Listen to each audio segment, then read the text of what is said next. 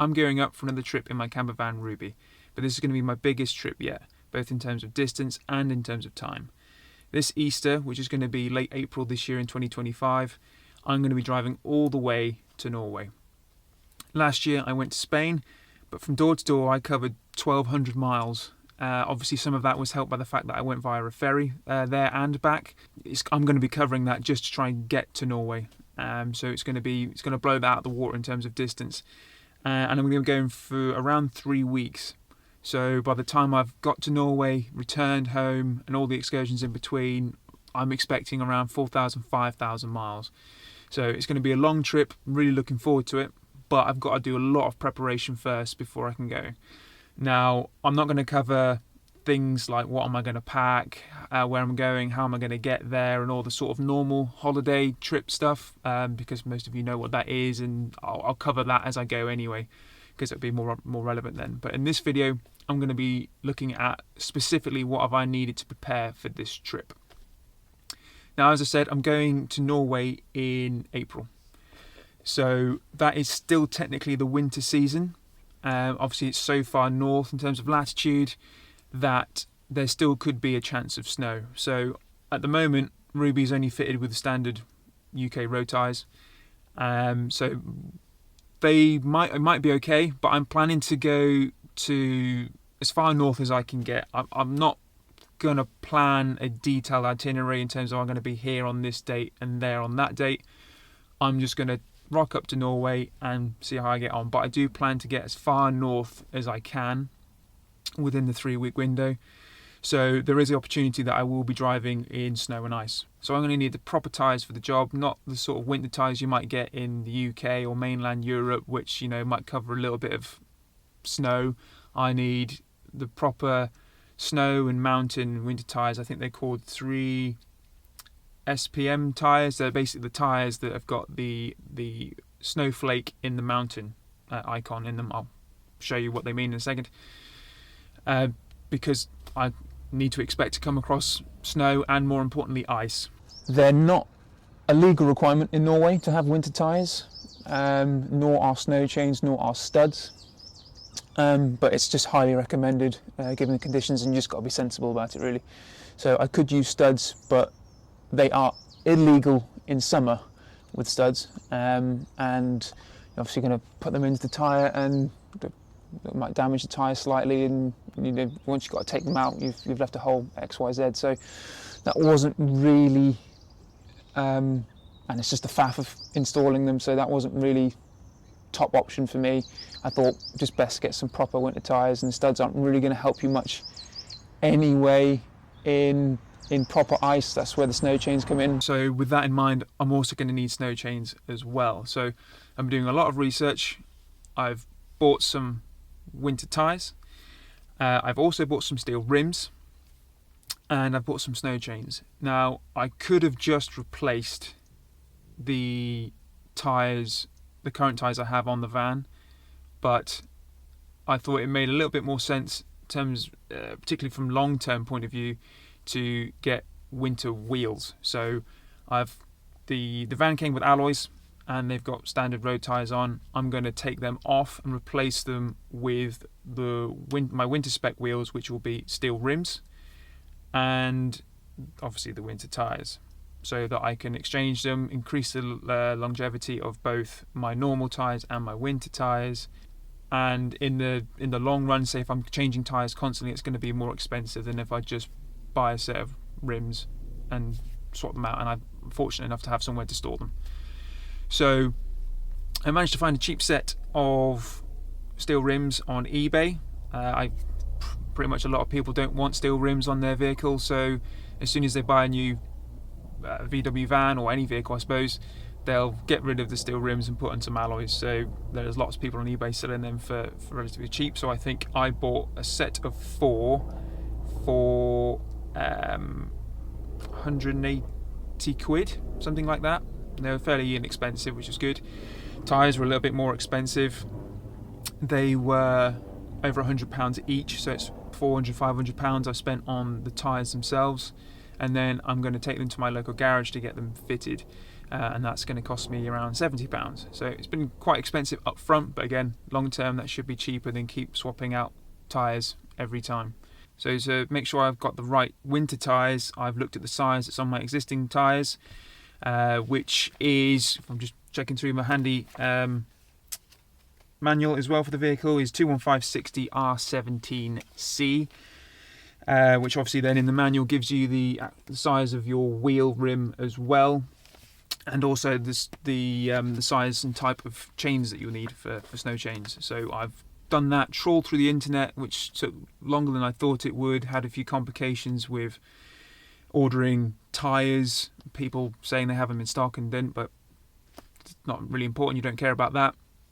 So I've done them, they're all stacked up separately at my house, and then tomorrow I've got to take them to my local garage to get them properly fitted. Then I will bring them back, and then when I've got free time I shall then change the wheels myself. I could have paid for the garage to change them for me, but I want the challenge of trying to do it myself, and if I do get any complications, be it on this trip or anywhere, it's good to kind of know how to change the wheel yourself and be familiar with doing it. So it's all well and good knowing how to do it, but for me, putting it into practice is the better way to learn anyway. So I might know how to do it, but when it comes to do it, I'd probably mess up and fail. So I want to try and do that myself, basically. I haven't done anything with the spare wheel, so I do have a steel rim as a spare that's underslung under the vehicle.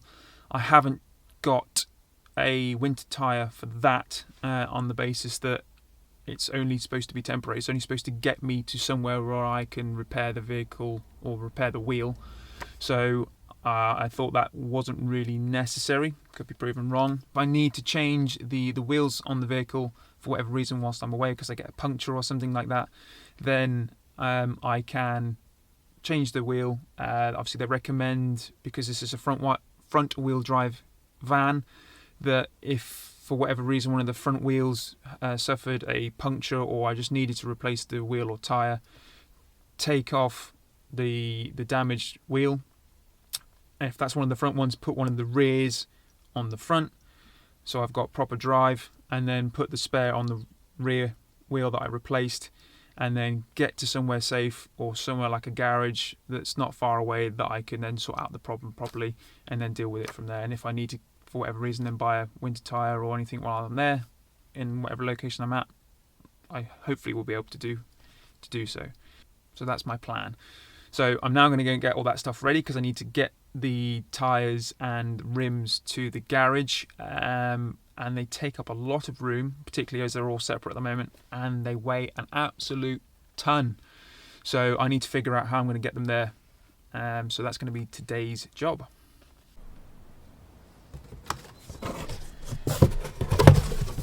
Here we go. Here are the steel rims. They weigh a ton. Oh. But yes, proper VW steel rims. There's the logo there, wheel size there as well. So very easy to find on eBay. Pretty much brand new, because it's just delivery mileage on them. Come with a valve, you can see there, and everything. So I've just now got to lug all of these all the way up the top to the van, get them in the van somehow, somewhere.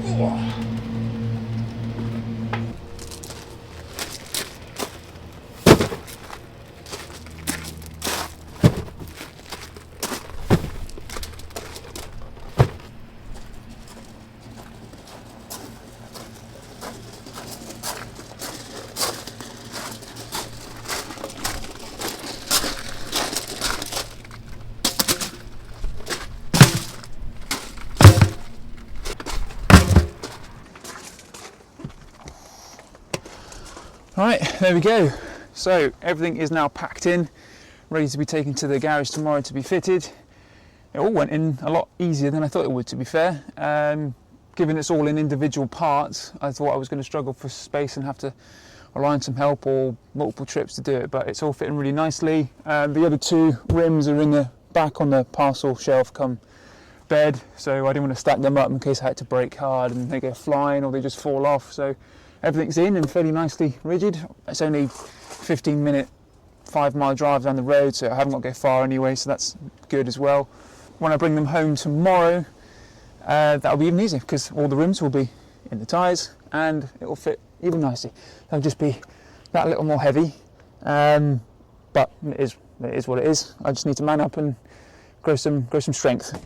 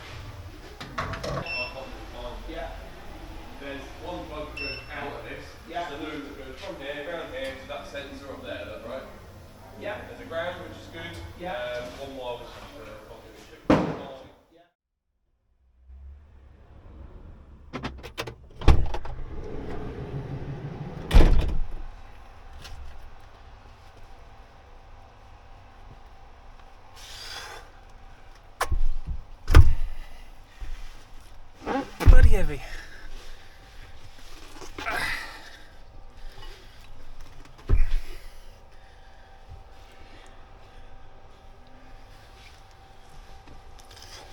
Oops.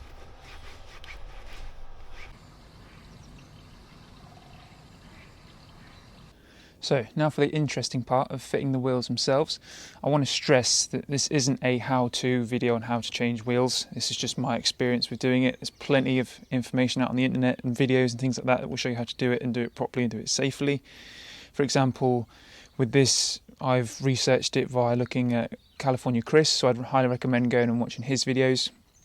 I've got my dad who's going to be helping me today. He's a mechanic/engineer, so he's going to give me lots of hints and tips as well. So yeah, this isn't a how-to, don't copy me exactly, albeit I'll try and show you as best I can what I've done, just in case there's something you do learn from me. All I can stress is that if you do ever have a problem, particularly roadside when you're driving and you need to change a wheel, just call your breakdown recovery It's going to be the easiest thing for you to do. It's going to be the safest thing for you to do, and it's what you pay your breakdown recovery for anyway. Enough rambling. I need to go and get everything ready and sorted. First thing I need to do is get the jack, which is in the back, but first that means I've got to clear out all this rubbish.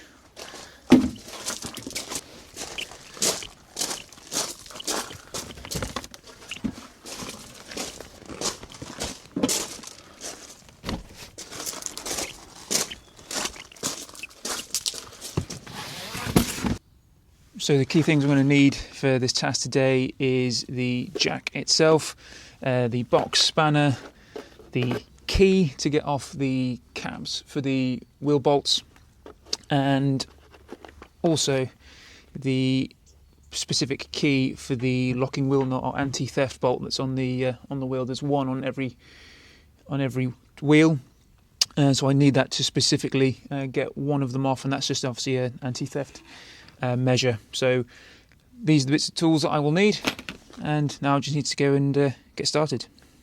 An important thing to note on changing the wheels of the VW T6 is the jacking points. So behind each wheel, or behind each front wheel, and in front of every rear wheel, there is a slight indentation here in the bodywork on the bottom rim, and underneath there, I'll try and get a better shot of it, but under there is basically like a little plate / bracket that the jack sits on. Obviously, before, I know maybe some people in the comments who might make a comment about the surface on which I'm doing this on, gravel. Yes, not ideal, but obviously could be a reality I'm faced with out on the road. I'm going to take a few extra precautions to try and make it as level and stable as we can.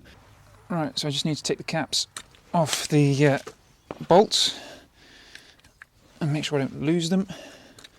Fairly simple. It's just this key that comes with the jack kit, and you can see there's the that's the anti-theft bolt, which I'll show you a close-up of in a minute, and the key as well. So you go 5 bolts on a given wheel, and there's the anti-theft bolt. They're also sometimes called the locking wheel nut, and there's the key with it. You can see there's a funky shape in there that will match up with that, so when I put that on, when that goes on, if I can get, there you go, that will match with that. Other than that, it's just a kind of normal hexagonal head that will fit with there. Right, so we've got the box spanner out. I'm going to do the anti-theft bolt first. Vehicle's obviously still on the ground, it's not jacked up yet, and I'm just going to undo the first little few bits whilst the tyre is rigid on the ground, just to give you a little bit more purchase. Obviously when it's up in the air, it's subject to moving around, and so this way just makes it a little bit easier. So let's just make sure that gets, probably best to do it that way. There you go, that's in. Now I'm not the strongest, but it is a little. If you come off at an angle like that, you might hurt yourself. If that's not big enough.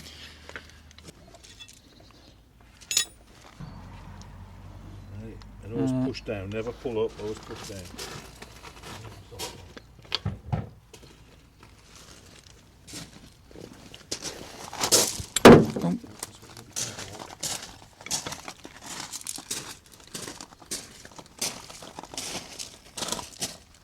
Somebody's really torqued them on too tight. That's way above 280. Right, let's do the hard one. The hard one.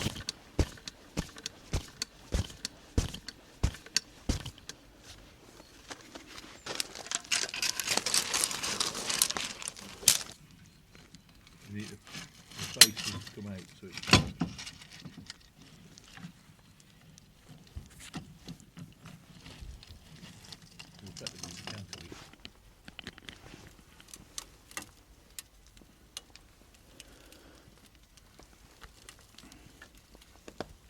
starting to go.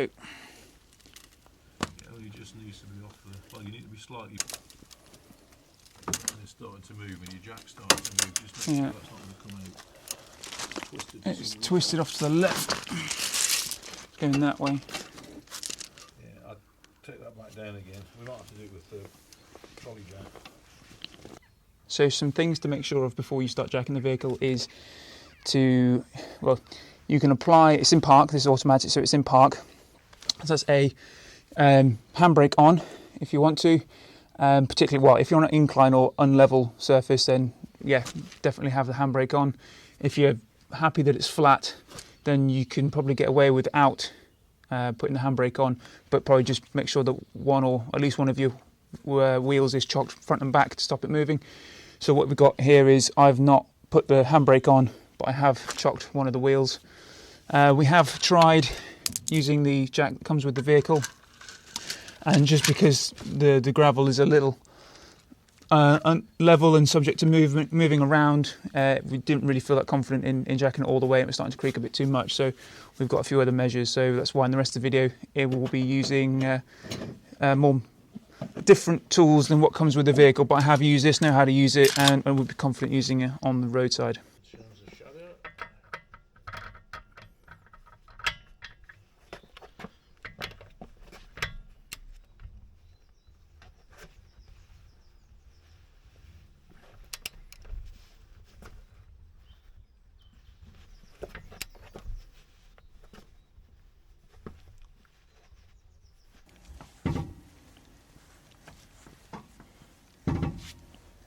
Moved. I think you need to go back another 3 or 4 turns. If you've got daylight, but you'll need more because you've got a bigger tyre going on.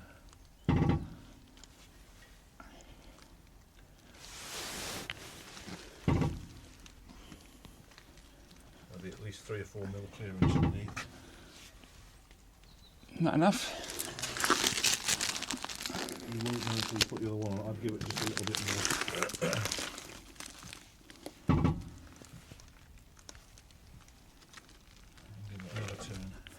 Another turn.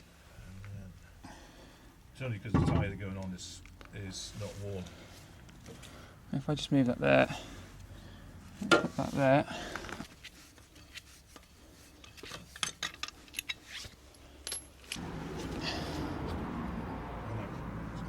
What? You're gonna have to pull it. Yeah, I don't want to rock it because it's. Shock it with a rubber mallet.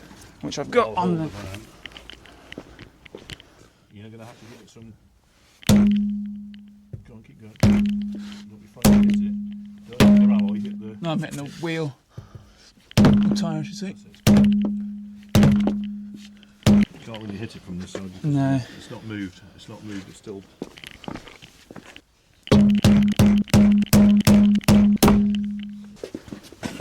That's not shifted.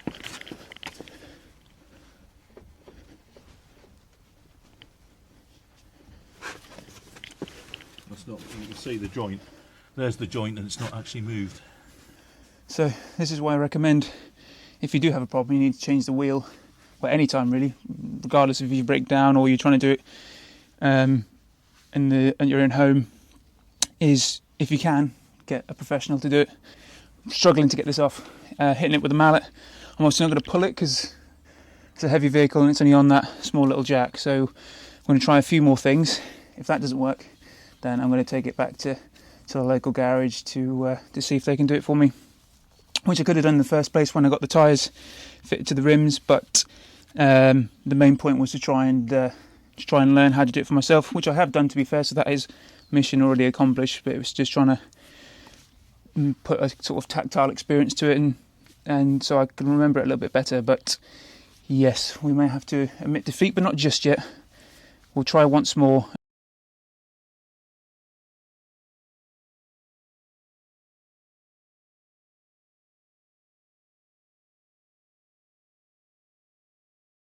So other things that I've needed to prepare, because it's a big trip and the van is nearly, how old is she going to be? She's coming up for 2 years old.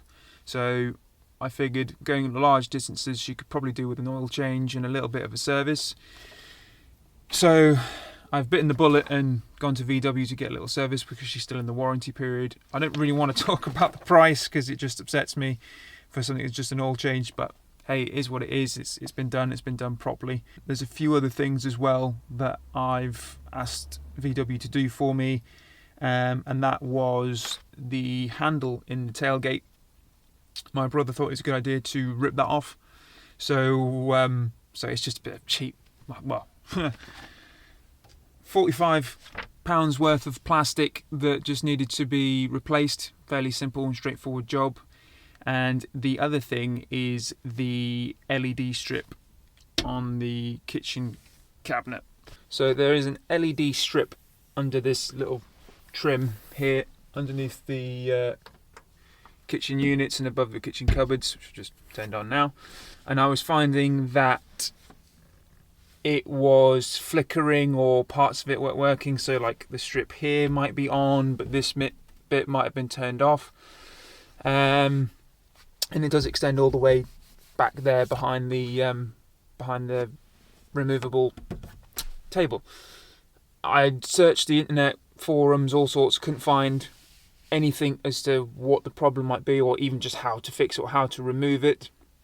If I remove this coverage, I think you can get into it just from back here, or it might just be removable by peeling it out from one of the ends. Probably is what they've had to do. So I just asked for VW to fix it for me. They were good enough to realise that it should be covered under warranty, so I didn't have to pay for it, but I think they just replaced the strip basically. So we'll see if that has fixed it, because just before I took it in for the service, I was trying to find a time when it wasn't working so I could kind of demonstrate what the issue was, but typically it's always working. So it was a very intermittent problem, but as I had the opportunity whilst it was in the garage to try and have a look at it and get it fixed, they have replaced it. So that's one of the other things that I have done pre-trip to see if that works. So I'll keep an eye on that and see what happens.